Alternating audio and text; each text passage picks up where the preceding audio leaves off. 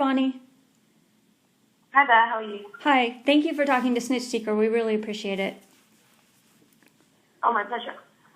You're a bit quiet, so I'll try to talk louder. Is that better? Okay, yeah, that's better, thanks. Now, I've seen the trailer for Sweat, and it looks like it's an intense love story. Can you tell us about it? Yeah, it's definitely a love story. It's pretty much led through the guy's perspective, who's played by an actor, Matthew McNulty, and it's basically about him in the present times reflecting over a previous relationship he had while he's walking home, and how he basically let the relationship split and end without realizing that maybe she was the one he should have been with. So it's basically about the loss of her and understanding where he went wrong in the relationship. Was there a challenge for you in filming your first love story? I think in that sort of way, I think in terms of, it was, small moments of intimacy, and a lot of the scenes, because they were memories, were kind of, flashback, improvised moments. So it was a challenge, but it was really enjoyable. Now, I haven't seen the film yet, so is there anything I should know? Any naked sex scenes or anything unusual? No, there is not. Okay. Now, did you film Sweat while you were filming Deathly Hallows? No, not at the same time, no. Now, I filmed Sweat about 4 or 5 years ago. So I know, it was a while ago. Some of my memory is served me well. Now, I'm in Los Angeles, and I'm going to be driving through the Mojave Desert this weekend. Have you started filming the Highways for Gamblers yet?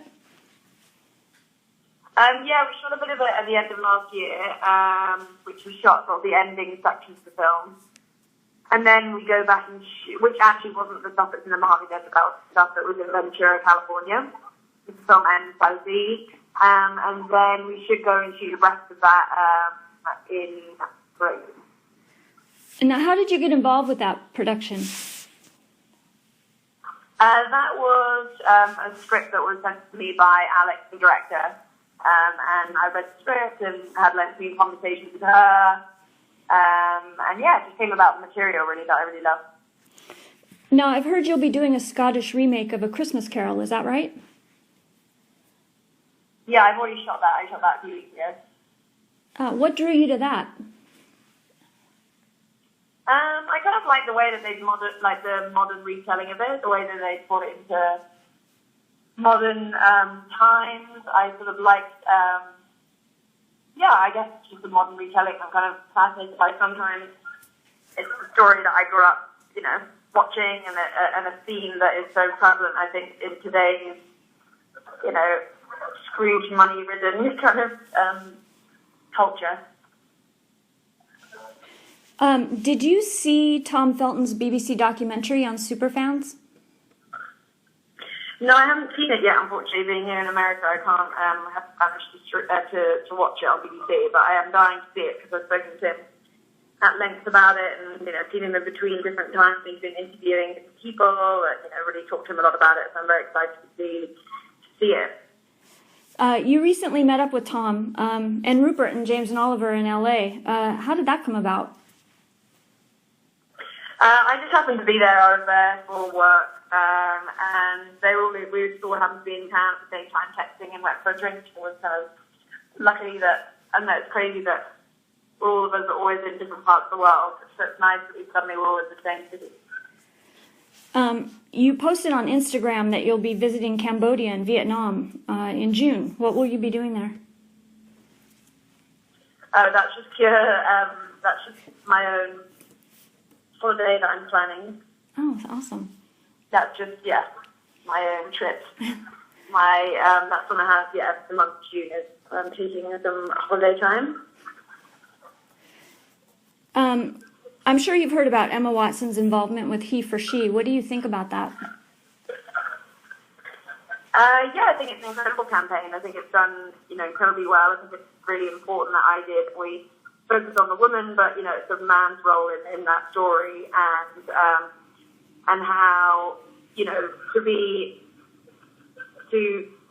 remove the divide, we have to come together, and that's what that campaign is about. I think the work as the UN are doing with her and as the team is incredibly. I mean, it's proved to be obviously by its viewership for the videos and how popular it's been. It's proven inspirationally powerful campaign. Hi, it's Jen. Sorry, just jumping in. Can we try and move it back onto Sweat a little bit? I'd love to. I just haven't seen it, and it's hard for me to ask questions when I haven't seen it. So if there's anything, Bonnie, that you would like to tell me about the film, that'd be great. Yeah, sure. Well, Alex, who wrote the piece, is a fabulous writer who I was really drawn to the material because it first sat within a series of. The idea was that it was short films that linked together as a feature film as one, tying into theme that was the element of love. But the idea is that each story is meant to be told in a different city. However, I think Sweat works so well and powerfully as its own short film is basically why they're releasing it now as a standalone short film. We shot it all in London. A lot of it was all down the South Bank and in different locations around there. And at the time, I was in my first year of university, and that was all in that area too. So it was an area that I was spending a lot of time with, funnily enough, whilst I was shooting it. And Matthew's great, who plays the lead in the film. I guess it's just about, the main themes of it is, I guess there's nuances of a relationship and how we read people and how we can misread people when we're in relationships. This idea that he obviously misread what the relationship was or what the relationship could have been for him. And in terms of performance, that was really interesting because it was all about mannerisms and that as is acting. So those fine details, something really enjoyable and I know played really well in the film. Thank you. But I'm excited to see it. It's been a project that obviously did quite a while ago, so it'd be nice that it gets to see an audience gets to see it. Do you prefer working on these types of smaller independent films as opposed to the larger franchises?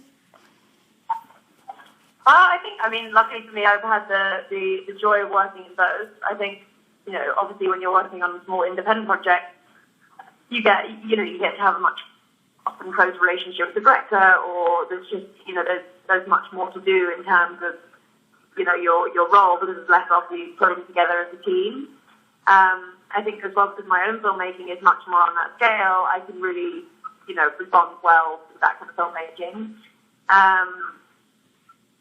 But, there's also the joys of being on a big production of, the special effects and the costumes and the sets and that high production value is always really enjoyable.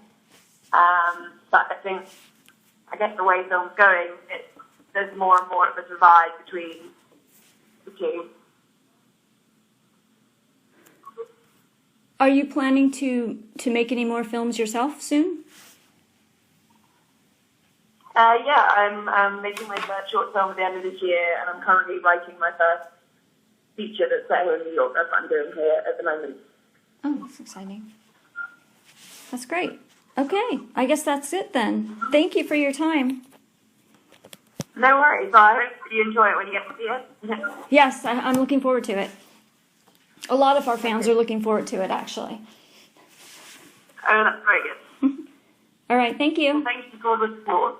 Oh, anytime.